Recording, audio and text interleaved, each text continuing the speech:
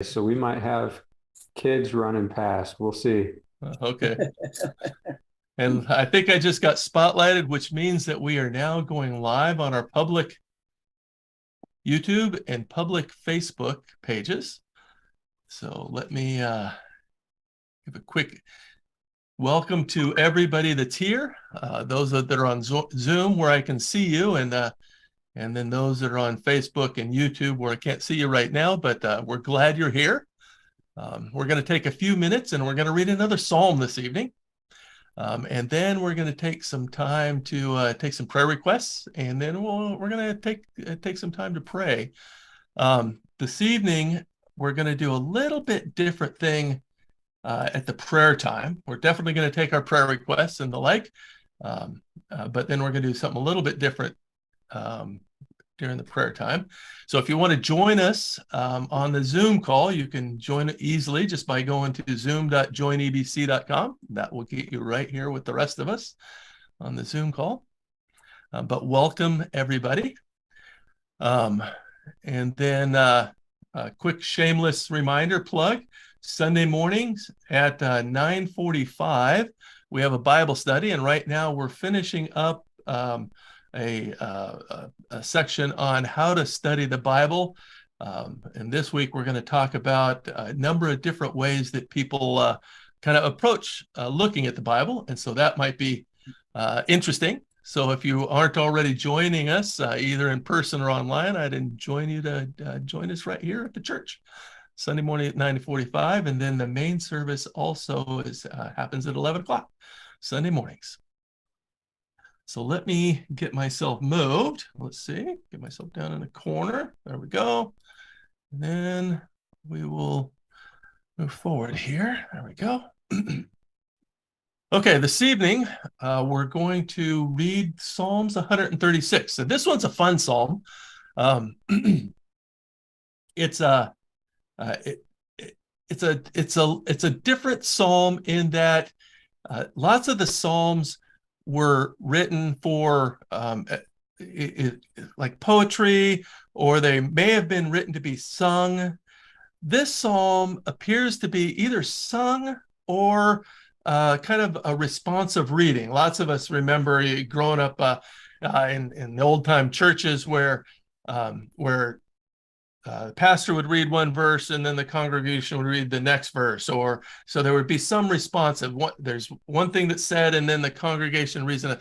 This psalm is that it's a story, and then there's a responsive side to the whole story. So as we read through it, it's going to be pretty obvious as we go through it. So this is a fun psalm. But it doesn't have any prelude to it, so it doesn't give us who wrote it. It doesn't give you those clues as far as who wrote it, why they wrote it, what it was for, and stuff like that. But the psalm is relatively obvious as you read through it. So let's go ahead. Oh, and I just wanted to give a quick teaser that, and I think I said this a little bit earlier, but we're going to have a little bit different prayer time as far as how we do some of the prayer time. So if you want to be more actively involved with that, definitely join us on Zoom. But you can do other parts of it by just putting comments as far as what prayer requests you want in any of the YouTube or Facebook in the chat section on those. But let's go ahead and read through Psalms 136. Let's see if I get that. Okay. And here you'll notice this, his love endures forever. We're going to see that all the way through the psalm. After every phrase, it's countered with his love endures forever. If you take the his love endures forever off, it actually is a story through Israel. And so pay attention to what the story is on the left-hand side, but then the response for every statement that's made is his love endures forever. So let's read through. Give thanks to the Lord, for he is good. His love endures forever. Give thanks to the God of gods. His love endures forever. Give thanks to the Lord of lords. his love endures forever. To him who alone does great wonders, his love endures forever. Who by his understanding made the heavens, his love endures forever. Who spread out the earth upon the waters, his love endures forever.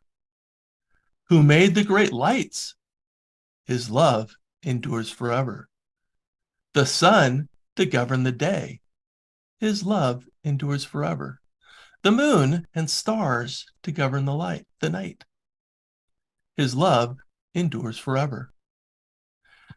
To him who struck down the firstborn of Egypt, his love endures forever. And brought Israel out from among them, his love endures forever. With a mighty hand and outstretched arm, his love endures forever. To him who divided the Red Sea asunder, his love endures forever. And brought Israel through the midst of it, his love endures forever. But swept Pharaoh and his army into the Red Sea, his love endures forever. To him who led his people through the wilderness, his love endures forever. To him who struck down great kings, his love endures forever. And killed mighty kings, his love endures forever. Sihon, king of the Amorites, his love endures forever. And Og, king of Bashan, his love endures forever. And gave their land as an inheritance, his love endures forever. An inheritance to his servant Israel, his love endures forever. He remembered us in our low estate, his love endures forever. And freed us from our enemies, his love endures forever. He gives food to every creature, his love endures forever. Give thanks to the God of heaven, his love endures forever. And that is Psalms 136. And if there's one thing that you should remember from this psalm, it's his love endures forever. But we got a story of Israel, right? Got a story of Israel and a number of different things that happened to Israel and a recount of those. But in each of those, even in each line of the statement of the recount of the different stories that happened in Israel, the psalmist wants to remind us to not forget that, guess what? God's love endures forever. Okay, next we're going to go into a time of sharing prayer requests and taking some time to pray. So if you're watching online and want to share a prayer request, just put in a comment or visit our website at joinebc.com and click the contact button. Now we'll give Brian a minute to end this live stream on YouTube and the public Facebook page, and then we'll go into a time of sharing prayer requests.